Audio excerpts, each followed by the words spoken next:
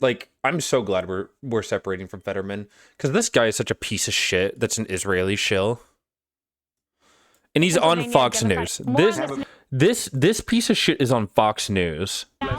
Thank you. You too. More on this now with Pennsylvania Democratic Senator John Fetterman, the only senator who calls out socialism. Nope, you're not a Democrat. Get out of my party. Get the fuck out of here. It was refreshing to hear that from Henry Cuellar. Do you wish you heard that from more of your colleagues? Yeah, no, I've been listening to him, and now he's right. They are extreme DSA people. The second he had a fucking stroke, dude. John Fetterman makes me distrust literally everybody who's in like casual clothes in office. And I used to think he was cool. I used to think this guy was fucking awesome, but he's such a fucking Israel shill. Aren't traditional democratic values, but I'll go even further than what he has said. Now, you know, these DSA people are deeply anti-Israel, and they're deeply anti-America as well. Yeah, yes, I want our politicians to be deeply anti-Israel. Fetterman fucking hates Mamdani, by the way, even though Mamdani is the best politician we have seen in many decades, because Mamdani refused to fucking raise, dude. Too. And now look at the kinds of people that they've said. Look at the things that they've been forced to delete, what they've said online, and that's not ancient history. New York City These are recent things that. Yeah, like look at Fetterman could never. Mayor Zoran Mamdani declining a pay increase. The city council voting in favor of an 18% rise for the city's elected officials, their first pay bump in a decade. Mamdani's salary. I don't know much about Mamdani, but I've heard a lot of good things about him. Yep. Like one of the only politicians you can know nothing about and only hear good things. Would have jumped to more than $306,000 a year, but he turned the raise down. New York City Mayor Zoran Mamdani turned down a raise because he explicitly said, let me see if I can find it. Mamdani refuses raise. Here it is. You said you won't accept. I will not accept a pay raise. Can you just elaborate on why? I haven't knocked on anyone's door in New York City, and they've said their concern is that the mayor makes too little. So I know you've. That ooh was because like that's calling out a lot of Democrats. That's calling out a fuck ton of Democrats. That they've said and that they've done. Like John and Fetterman. It's indefensible. And I don't know why other Democrats, we just can't collectively say they are not Democrats. They can run if they want, but not as a Democrat. You know, these are extremists. You know, the most popular movement that the Democrat Party's ever seen in the last 40 years. We don't want them running. And man, go be a fucking Republican already. Usually they're incredibly anti-American and are willing to even wipe their mouths with the American flag. Yeah, of course, you're referring to Chevalier there in her since deleted tweet. I want our viewers and many which, you know, is completely legal. You can wipe your face with the American flag. of them know this individual. It fucking stands for nothing right now. He could be the nominee for Senate in Michigan. Here are some of his thoughts on Medicaid. Listen to this. Hold on, chat. I'm taking off my bra. We have a multi-class healthcare system. And too often in urban communities, because of structural racism, because of the circumstances of segregation. Because this guy, yeah. Multi-class healthcare system is the world that we live in. I know that because I work in healthcare. Like, dude, every healthcare worker will tell you we have a multi-class healthcare system. We have a healthcare system based around how much money you make.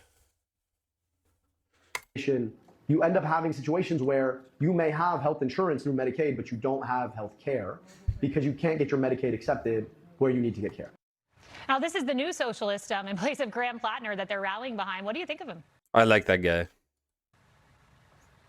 Yeah, no, it's hilarious. You know, Bernie is there campaigning for this guy.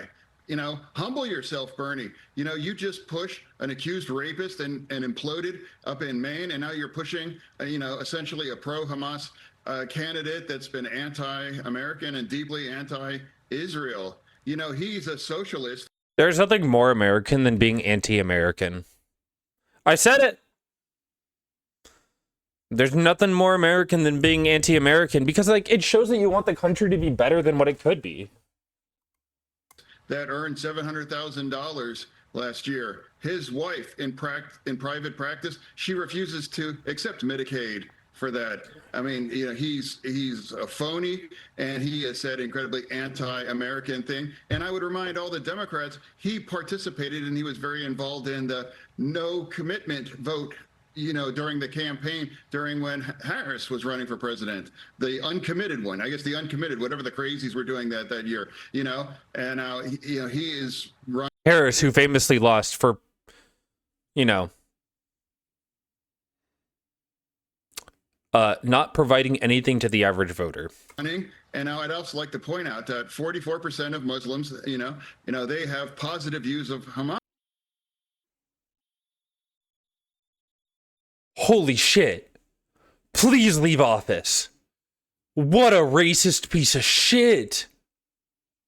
Why would you even draw that comparison unless you're being racist, dude? What the fuck? Oh my God. Hamas. I mean, that's a legit poll. That's Pew. That's Pew. And now, how do you campaign, you know, and not just acknowledge that? You know, El Sayed, he said that Israel is as evil as Hamas. So that's not my Democrat. That's not someone I could ever support. You know, these are the kind of candidates that Bernie keeps pushing. Look at the kinds of train wrecks that have been elected in New York as well too. Now, if I was responsible, what he made it dig at Mamdani. I was waiting for it. For what happened in Maine, you know, with P. Hustle, you know, I would say I'm going to sit a few out now. I'm going to recalibrate my things. But now here he is back in Michigan and pushing. No, the difference is that Bernie actually stands for viewpoints, not the politician themselves. An extreme kind of guy that absolutely, if he does win, that would put Michigan right in play because, you know, they have Rogers and he's a very strong candidate, Republican. So that's where we're at now. You know, I want to ask you about this. You said a red line for you would be if the Democratic Party officially abandoned Israel. And we know that a majority voted against giving aid to Israel, but you said if they put it in their platform. I'm wondering, do you have other red lines, or is this a red line? Because the water's nice over here in the Republican Party. There's a lot of Republicans who would welcome you. Well, I mean, it's not necessarily about the Republican Party. It's really been more about, you know, what I've been saying. The Democratic Party is becoming more and more openly anti-Israel, really hostile towards that. Good. We fucking hate Israel.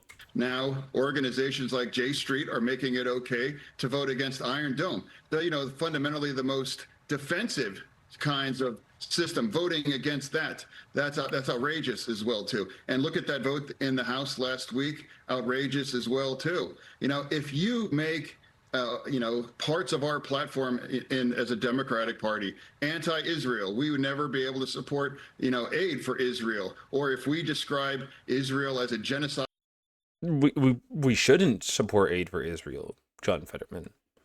We should not, you fucking psychopathic piece of shit. State. Now, almost 80% of Democrats now believe Israel has engaged in genocide, and I strongly reject that in the strongest term. Senator, you know, if they inculcate it. Oh my God, dude, he just has Benjamin Netanyahu's cock so far down his goddamn throat. Into our platform, that would be my red line as a Democrat. Because, you know, the Democratic Party should always stand with Israel. That's our special ally and has the kinds of values that we have and we want as a Democrat in our country right now. I only have a few moments here, but in theory, if Democrats won the 4 Senate seats they want, you would be the 51st vote. You would be the tie-breaking vote. So basically, Democrats could lose their majority in the Senate that they want if they abandon Israel, because you would be the deciding vote. What I'm saying is, like, I will always be the last man standing within the Democratic caucus in the Senate that's unapologetically standing for Israel. You know, in this war, you know, if I'm going to criticize one side, it's going to be Hamas, it's going to be Hezbollah, it's going to be Iran right now. Yeah. You know, Hamas, the group that basically doesn't exist anymore. I'm so glad if we can get him out of here, dude. I'm so sick and tired of having Fetterman around. Former Trump chief of staff. Ryan, welcome back to you. First off, here is John Fetterman in his own words, drawing a clear red line. My long-term concern has been with the Democratic Party, as I am a member of that, is that our party is going to back away and turn their back to Israel. If Good. our party Please. becomes, and just make it official as the anti-Israel party, you know, that's when I would leave, because that's been a moral clarity for me. It does appear to be a clear red line, Ryan, although he doesn't say if he'll become an independent or a Republican if that happens. Well, he'll never get reelected, that's for sure. He would never be reelected. If he left the Democrat Party, John Fetterman would never win an election again. Certainly moving left. I mean, it's obviously very clear. But let's talk about the split in the Democrat Party for a second. First of all, the split is very real. We know that. In the primary voters in Democrat parties across the country, it's clearly a hot issue, and the loudest voices are against funding aid to Israel. But what's interesting is that the leadership yesterday on the Dem side, they didn't whip the vote. And so what that basically means is that Hakeem Jeffries is afraid of this issue as to his base, because he didn't kind of search out the votes. When I talk about whipping votes, meaning you go to members and say, hey, Sandra, I really need you on this vote. Can we count on you? They didn't do that. They just said, do whatever you want to do. Second thing, interesting, when you on the clips that you were playing, I was thinking through all the different members that you had. I mean, he's welcome to just go and live in Israel. Get him the fuck out of here. True! On the screen.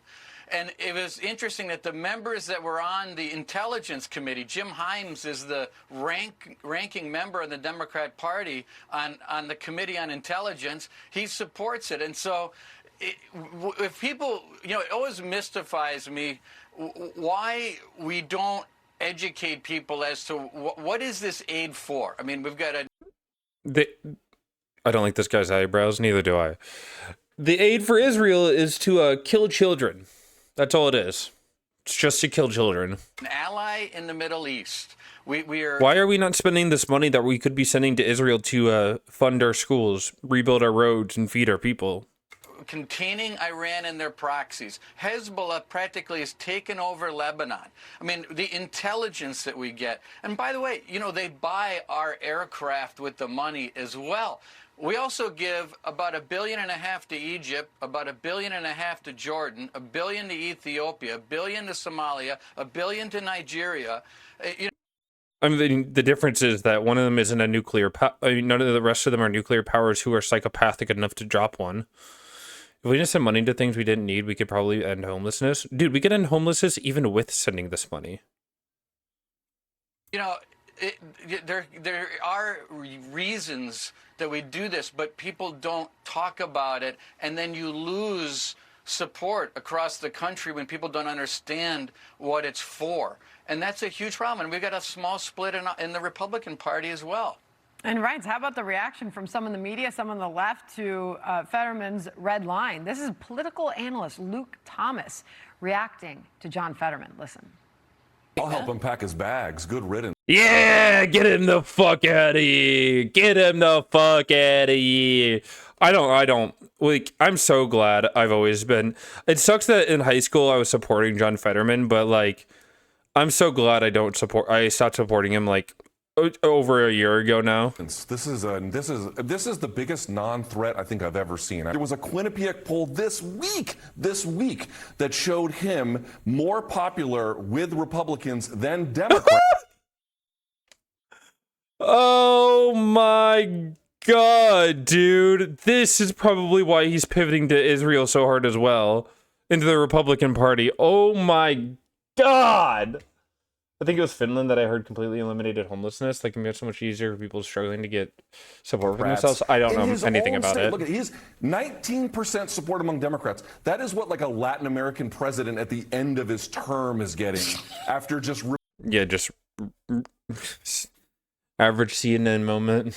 Repeated failure to do anything. Good riddance to him. I'll let you react to that, Ryan.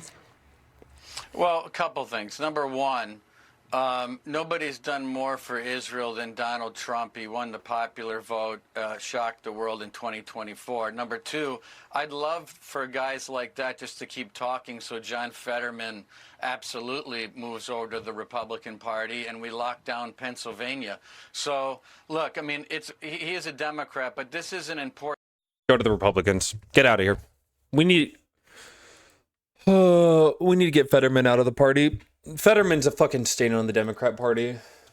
Like, I hate Fetterman. I've hated him for so fucking long.